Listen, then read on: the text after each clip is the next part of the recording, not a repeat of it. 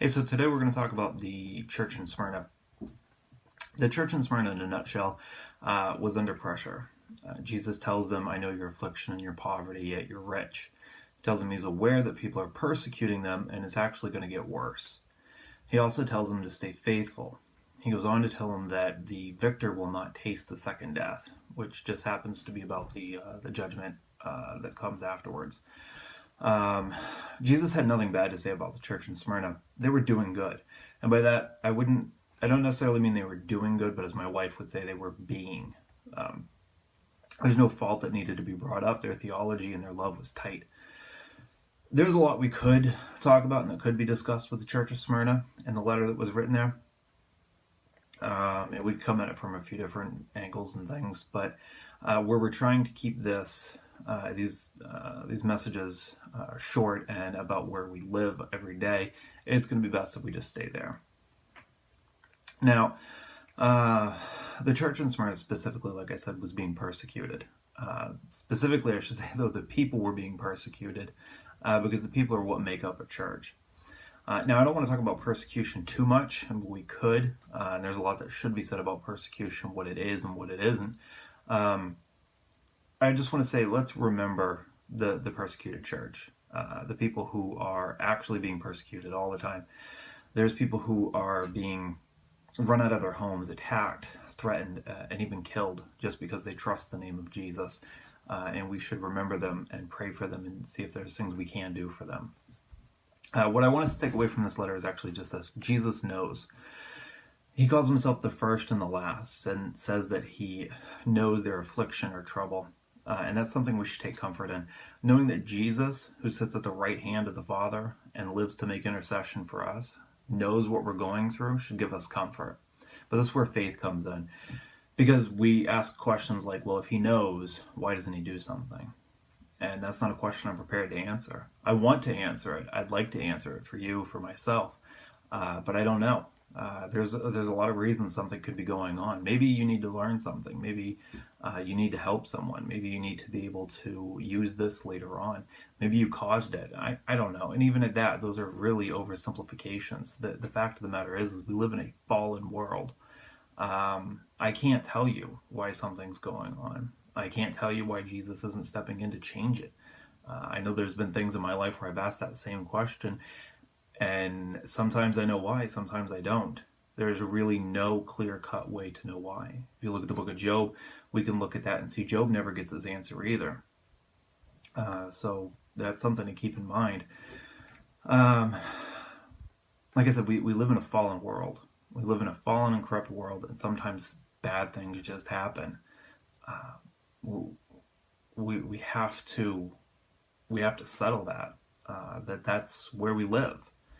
I think what we need to do is go beyond the question, and there's nothing wrong with asking why. Just preface, if somebody's telling you, you should never question why something's happening or pray and try to seek understanding about things, and they're just wrong. I really have no problem saying that they're wrong. You should not have that kind of negativity in your life, I guess. You look at the Bible, and throughout the Bible, we see examples of people asking why. Not necessarily to get an answer,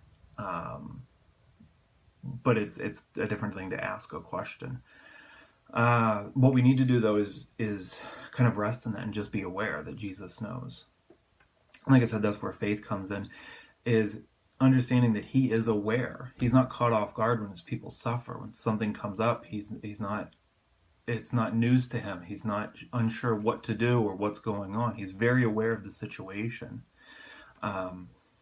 It's easy to think that he's not paying attention, but I guarantee you he is. And that's what he's saying to the church here in Smyrna by saying, I'm the first and the last. Is he is the beginning and the end. A little bit earlier in Revelation chapter 1, it says that he is the Alpha and the Omega. And if you don't know, those are just Greek terms just meaning beginning and end. Alpha being the first letter and Omega being the last letter. He's saying, I am the beginning and the end. In Colossians, it says that he's the firstborn over all creation. So it's just saying he knows what's going on. He is aware. He's been in the past and he's in the future where it ends. He's very aware. We don't have to worry whether or not he knows, but we do see examples of him having compassion. Number one, the fact that he came to save us in the first place and to die on a cross, that shows the compassion of God. If you're wondering, can you find an example of just a day-to-day compassion type thing, you can look at the story of Lazarus. A lot of people will say that Jesus wept because Lazarus died. I'd never held that view because I believe Jesus knew he was going to resurrect Lazarus. Looking up to it, we can see that, and then looking back at it, we can see it. Also understanding that if he is God, then he knew what he was going to do. So, and I believe that Jesus is God, so that kind of sums it up for me. But if we look at it, we can ask them, why did he weep? I believe that Jesus wept because of the fall and what that caused, the sin and the death that exists in the world. He wept for those around him, looking at Jesus' sister Mary and Martha, and then all the other mourners who were there weeping over the death of Lazarus, to see this pain, knowing that he is the Word. John 1:1 tells us that he is the Word. He is the instrument of creation. So to see that what he created is not what's happening, and this real example of pain and suffering and what that looks like, Jesus wept. That's hard. That's hard to understand that Jesus cares that much, and he is that involved when things are going on. He's not unaware and he's not unconcerned. He is very aware and he is very concerned. We just have to rest in that. One thing that we have to do as well is we have to take time to pray. We have to take time to let those things out. We have to have time to say that. We have to have the faith to say, God, I don't understand what's going on here, and I don't understand why you're not doing anything about it. You have to be honest.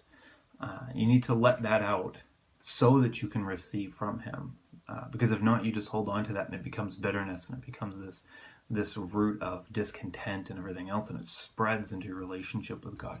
So you need to let that out and remember that he has made you the victor.